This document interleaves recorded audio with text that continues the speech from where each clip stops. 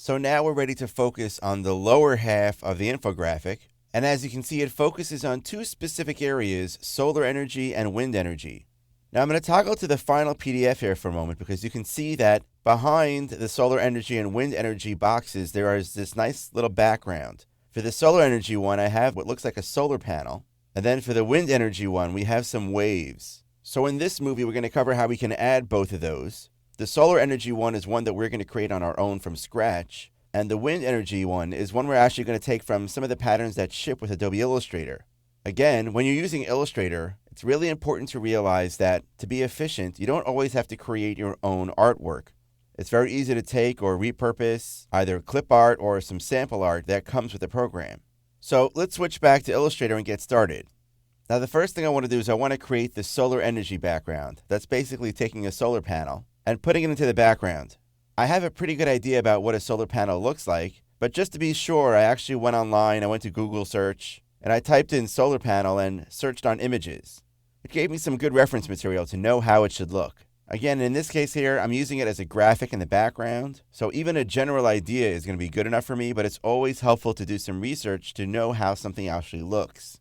Now, in older versions of Illustrator, meaning CS5 and prior, creating a pattern required you to first create your artwork and then drag it into the swatches panel. And you had to visualize how it was going to repeat, so quite often you were doing that process over several times until you got it right. But with Illustrator CS6, Adobe added a pattern definition feature, which makes it really easy to create patterns. So I'm going to go over here to the Object menu, I'm going to choose Pattern, and then I'll choose Make. And two things happen. First of all, Illustrator gives me this dialog box telling me that a new pattern has been added to the swatches panel. That's great. I'm just going to click OK.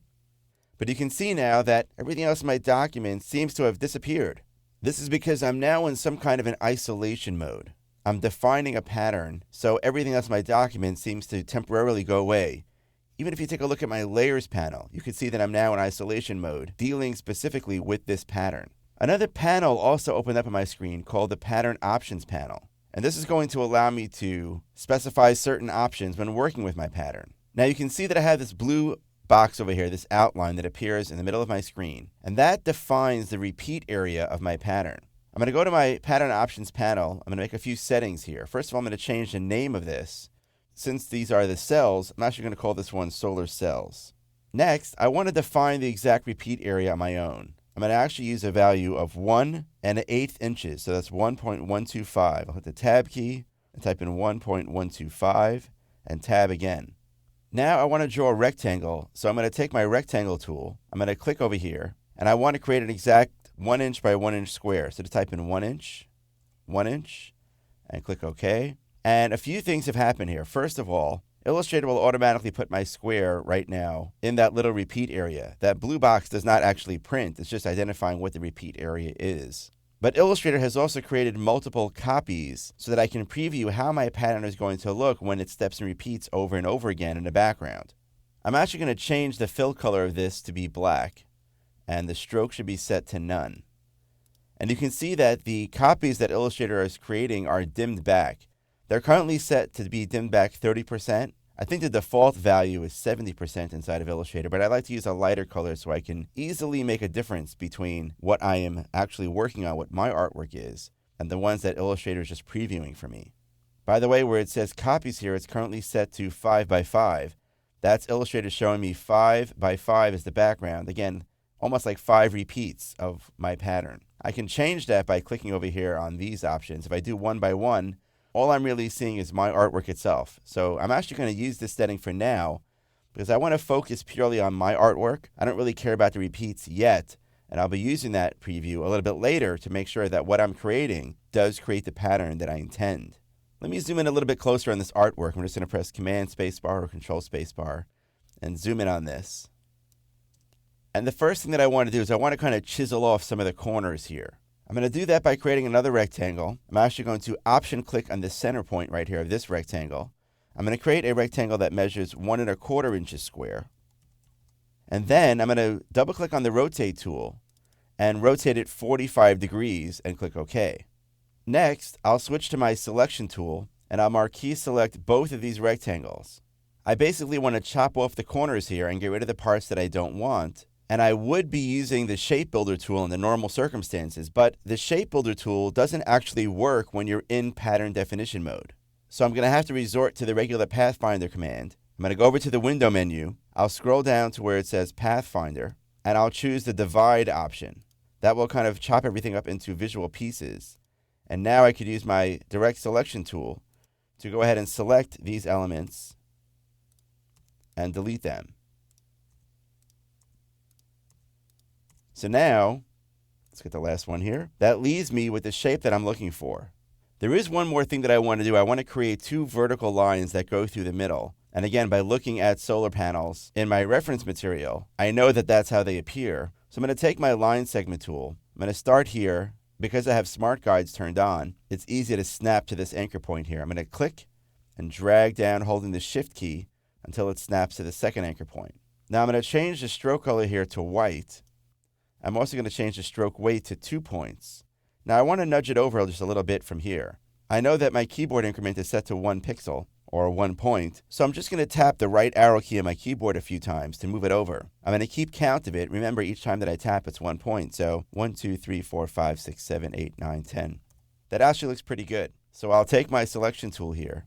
I'll press Command, click on the anchor point, hold down my Option and Shift keys, drag them over to that right side of this over here so it snaps to this anchor point, release the mouse, let go of the modifier keys, and then tap my left arrow the same number of times. 1, 2, 3, 4, 5, 6, 7, 8, 9, 10. I'm actually going to select both of these right now, and I'm going to choose to go to the Object menu, Path, and outline the stroke. And this converts those two lines that I've created and converts them to filled objects. I can also combine them into one shape by going to the Object menu, choosing Compound Path, and then Make. Now the reason why I've done that is because I can now select this background object. So now I basically have two objects selected. I can go back to the window menu and open my Pathfinder panel, and I could choose this option here called minus front. And by doing that, I now basically get rid of these areas right here so they're filled with none. At this point, I'm just going to click over here to deselect my pattern. I'm going to zoom out just a little bit here so I can see more of my screen. And now I want to turn those copies back on. Let's go back to 5x5. And now I can preview how that pattern is going to look when I use it as a fill inside of some kind of a shape. So it actually looks great. I'm happy with the way that it looks. I can now go to this gray bar here at the top of my window, and I can choose Done. So there, that's all that it was. I now have defined a pattern inside of Illustrator. If I look at my swatches panel, I can see over here that I have the solar cells pattern swatch. So I'm going to zoom out just a bit here, Command minus or Control minus, and I want to select this shape right here, which is the border around the solar energy part of the infographic. What I'd like to do is put the pattern fill into this shape. So I'm going to go over here to the fill icon and choose the solar cells pattern for this shape. Now, I actually define this pattern as black. So why does it not appear that way right now? In fact, on your screen, it may appear as black. So let's take a quick look at the appearance panel. I'm going to double click on the appearance panel. Let me actually drag it out here so we can take a better look at it. And you can see that right now, this object here has a full strength stroke, but it has a fill, which I just defined. But that fill has its own opacity, which is set to 5% and multiply. I'm actually going to go ahead now and click on the word opacity, set its opacity back to 100, and set its blend mode back to normal. So this might be how you actually see this when you apply it. But in any case, I just want you to learn how to be able to do this, because what I'm basically focusing on here is the ability to actually color a fill and a stroke completely different. You see, I want my stroke to be full strength. I want it to be a nice solid orange, but the background should be tinted back. I don't want it to get in the way of everything else. It makes everything else hard to read. So in my appearance panel, I can basically toggle the button here for the fill to see the opacity setting. Click on the opacity setting, and of course, anything that I change now applies specifically to the fill, not to the stroke. So I want to change my opacity to 5%, and I'm going to change the blend mode to multiply. So now I can move my appearance panel back over here where it belongs, next to the graphic styles. And I've successfully been able to add a pattern background for the solar energy. Now let's focus on the wind energy part. And you know, as I said before, you don't have to feel pressured to always create everything from scratch inside of Illustrator.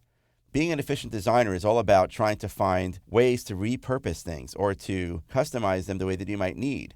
I'm going to go to the swatches panel because Illustrator actually ships with many libraries of sample patterns.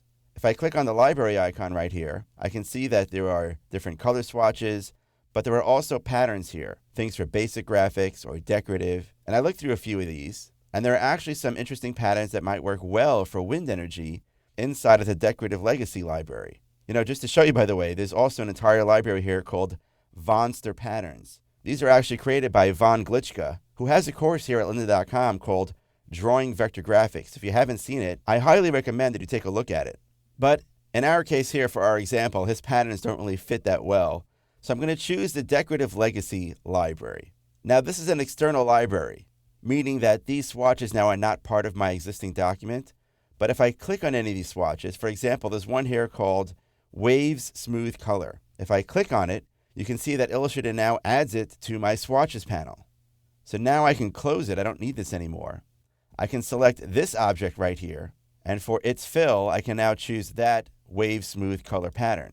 Again, if I look at my appearance panel now, I can see that the fill has its own opacity setting. It's set to 20% opacity and also set to multiply. So again, it lets that nice waves pattern fade to the background, and it doesn't get in the way of everything else.